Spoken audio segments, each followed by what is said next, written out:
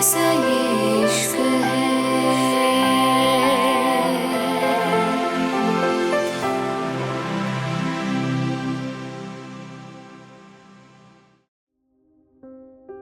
सेरेन ने जैसे ही युवान को अपने करीब खींचा, युवान जैसे पागल सा हो गया था।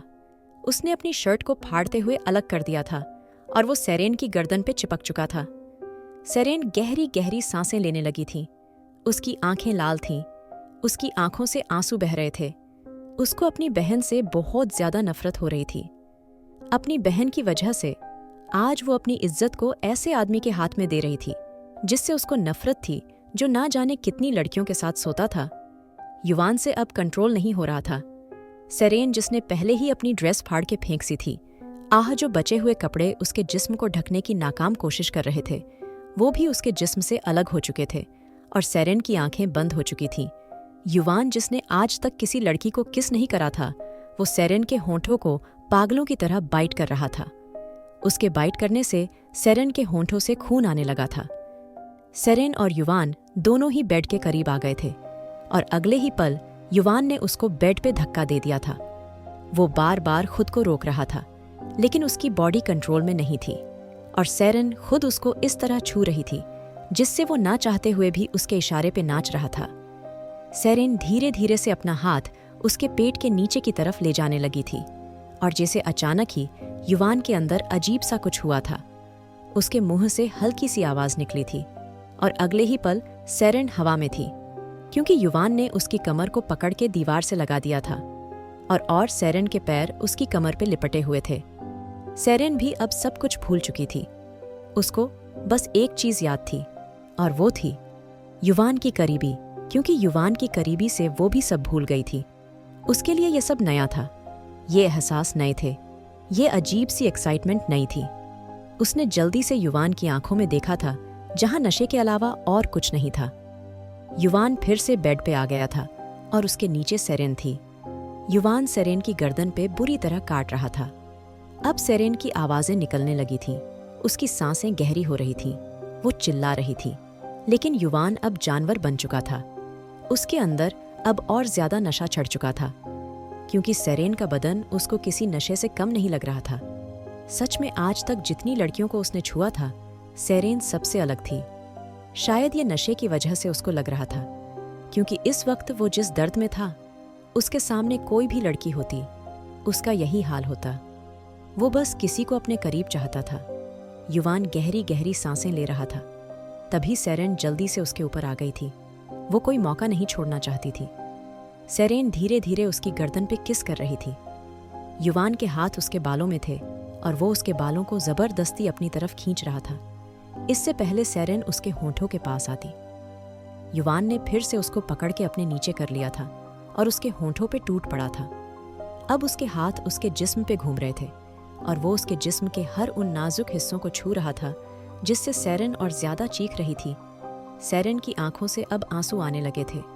उसकी स्किन रेड हो गई। युवान की वाइल्डनेस उससे बर्दाश्त नहीं हो रही थी। उसको अब तकलीफ होने लगी थी, लेकिन वो युवान को इतना ही खुद के ऊपर खींच रही थी। ये करीबी किसी मोहब्बत की नहीं थी।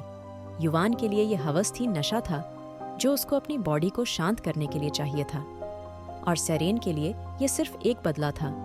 इसलिए दोनों ही किसी चीज की तरह बिना किसी फीलिंग के एक दूसरे को सेटिस्फाई कर रहे थे।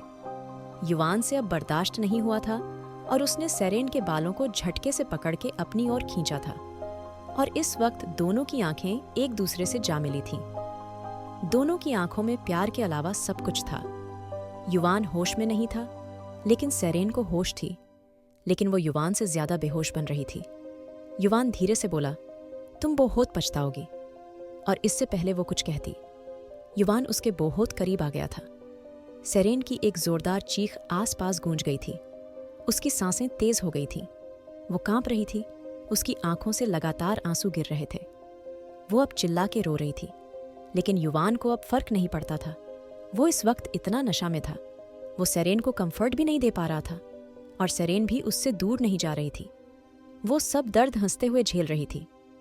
इस वक्त वो अपनी बहन की नफरत में अंधी हो चुकी थी। सेरेन रोते हुए युवान की कमर पे अपने नाखूनों को चला रही थी। युवान उसकी गर्दन पे लगातार किस कर रहा था। सेरेन की आंखें लाल हो गई थीं। उसमें अब हिम्मत नहीं थी। और फिर करीब 1 घंटे बाद जब सेरेन को भी अच्छा लगने लगा था, ये दर्द उसको अब अच्छा लग रहा था। करीब 3 घंटे बाद युवान उसके बराबर में आ गया था और फिर वो बिना कुछ कहे युवान को अपने करीब खींच के उसके सीने के रख के सो गई थी। युवान भी नशे की हालत में सेरेन को अपने करीब खींच के सो गया था। दोनों के कपड़े जमीन पे थी। सफेद चादर पे लगा निशान इस बात का गवाह था। उनके बीच क्या हुआ था? हर तरफ सामान बिखरा हुआ था। अब सुबह का इंतजार था जब उनकी ये हालत ओबरॉय परिवार और विहान देखने वाला था। दूसरी तरफ अल्याना और रिद्धिमान होटल में आ गए थे। होटल सच में काफी खूबसूरत था। यहाँ का इंटीरियर और यहाँ की खूबसूरती अल्याना की आंखों में बस सी गई थी। संजना और ऋत्विक दोनों लिफ्ट से अपने अपने रूम में चले गए थे। मिस्टर बिरला अपनी गर्लफ्रेंड के साथ एक रूम में रुक रहे थे और अल्याना और रिद्धिमान दोनों ने अपने लिए अलग अलग रूम लिया था। अल्याना ने अपनी की ली और वो लिफ्ट तरफ बढ़ने लगी थी और रिद्धिमान भी उसके पीछे था। दोनों अपने तुम की तरफ आ गए थे। दोनों के रूम सामने सामने थे और दोनों के रूम काफी खूबसूरत थे। अल्याना बिना रिद्धिमान से बात करे अपने रूम में आ गई थी और जैसे ही उसने सामने देखा, उसकी आंखें हैरानी से फैल गई थीं। यहाँ से पूरा ग्रीस नजर आ रहा था और रात में ग्रीस और भी ज्यादा खूबसूरत लग रहा था। ये रूम रिद्धिमान को मिलने वाला था, लेकिन उसने जानबूझ के ये रूम अल्याना को दिया था। अल्याना इस वक्त ग्रीस की खूबसूरती में खोई थी जब अचानक ही उसका दरवाजा खुला था। अल्याना जानती थी और कोई इस रूम में नहीं आ सकता और इसकी दूसरी की रिद्धिमान के पास ही थी, इसलिए वो बिना पीछे मुड़े धीरे से बोली, कुछ देर तो अपने रूम में बैठ लेते। मिस्टर ओबरॉय, अल्याना की बात पे रिद्धिमान उसके बराबर में आते हुए बोला, रियली? मिस राठौर, क्या तुम्हें अच्छा नहीं लग रहा? मैं तुम्हें यहाँ कंपनी देने आया हूँ। रिद्धिमान की बात के अल्याना ने कुछ नहीं कहा था और जैसे ही रिद्धिमान अल्याना के हल्का सा करीब हुआ, अल्याना ने रिद्धिमान के सीने पे अपना सर रख लिया था। ये सब इतना जल्दी हुआ था। रिद्धिमान हैरान सी रह गया था। उसको अल्याना से ये उम्मीद नहीं थी। हमेशा वो ही एक स्टेप लेता था। अल्याना कभी शुरुआत नहीं करती थी, लेकिन आज उसने उसके करीब आने की कोशिश करी थी। रिद्धिमान ने अल्याना को अपनी बाहों में कैद कर लिया था। वो गहरी सांस लेकर बोला, अगर तुम्हें कुछ कहना है तुम कह सकती हो। रिद्धिमान की बात पे अल्याना उसकी शर्ट में मुंह घुसाते हुए बोली, थैंक यू सो मच, मुझे फिर से जिंदा करने के लिए। इतना कह के वो खामोश हो गई थी। रिद्धिमान उसकी बात का मतलब समझ गया था, लेकिन फिर भी अनजान बनते हुए बोला, मुझे सुनाई नहीं दिया, तुमने कुछ कहा? रिद्धिमान की बात पे अल्याना अपनी हरी आंखें ऊपर उठाते हुए बोली, तुम पे ये एक्टिंग अच्छी नहीं लगती? मिस्टर ओबरॉय। अल्याना की बात के रिद्धिमान उसकी नाक को हल्का सा खींचते हुए बोला, और तुम पे ये एक्टिंग बहुत अच्छी लगती है। मिस राठौर रिद्धिमान की बात पे अल्याना मुस्कुरा के उससे दूर हो गई थी, लेकिन तभी रिद्धिमान ने उसको अपने करीब कर रखा था।